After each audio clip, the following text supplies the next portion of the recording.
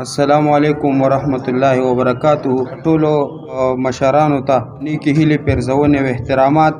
څو شعرونه درته وایم چې هر کله چې فکر مې رڼا ته رسېدلی دی، سوز د سویلو مې هم سما ته رسېدلی دی.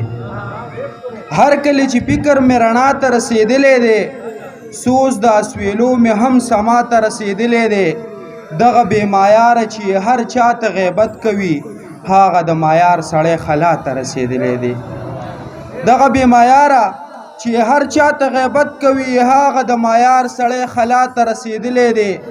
پند خو مې لاسه کوي د پن نه مې غافله دي، پند خو مې لاسه کوي د پن نه مې غافله دي. وخت د باریکیو انتها ته رسېدلی دی.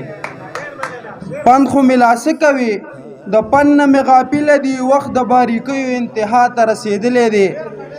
لږ به ترې مطلب اخلي او ډېر به ورته ګپ وایي، ځکه چې رومان د مشغولا ته رسېدلی دی. لږ به ترې مطلب اخلي او ډېر به ورته ګپ وایي، ځکه چې رومان د مشغولا ته رسېدلی دی. روحاني صاحب، ځان چې لکه بډې خلاصوي نو شهادت ښه دی، ځان چې لکه بډې خلاصوي نو شهادت ښه دی. ژوند د ښکرورو کربلا ته رسېدلی دی. او مقته ده چې ستا همدان به دغه یو ارمان په زړه کې ګور ته وړي، بې ستا له دیدنه د مرګ خوا ته رسېدلی دی. څو شعرونه نور چې ډېره مننه. لکه کاروان په سپو تېرېږمه پروا نه کوم، د بې ضمیرو نه هېڅ تمه د حیا نه کوم. د قام دپاره سر بایلل دار ته ختل قبلوم، خو د جابر سره د قام د سر سودا نه کوم. شکر د رب کوم په داسې عقیده منکره، د یو شهید په شهادت باندې ژړا نه کوم. پښتنه خاوره لکه کونډه کړي کونتون مونږ ته، منزل ته ګورمه د مور سره ریا نه کوم.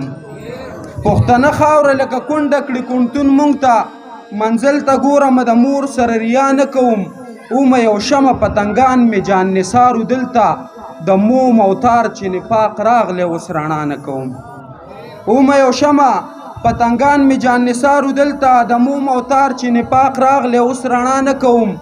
زما فطرت زما پښتو زما ایمان دغسې، زما فطرت زما پښتو زما ایمان دغسې، همدا نه زه الوت په برخه د هوا نه کوم.